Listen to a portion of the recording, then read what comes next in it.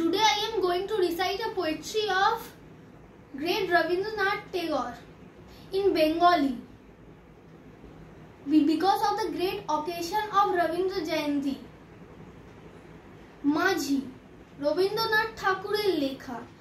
আমার যেতে ইচ্ছা করে নদীর তীরই পারে, যেথায় ধারে ধারে বাঁশের খোটায় ডিঙি নৌকা বাঁধা সারে সারে, কৃষানেরা পার হয়ে যায় লাঙল কাঁধে ফেলে, জাল টেনে নেয় জেলে, গরু মহিষ সাঁতরে নিয়ে যায় রাখালের ছেলে।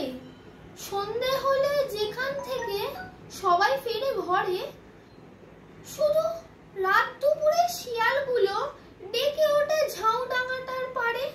মা যদি তুমি হও রাজি, বড় হয়ে আমি হব খেয়াল ঘাটের মাঝি।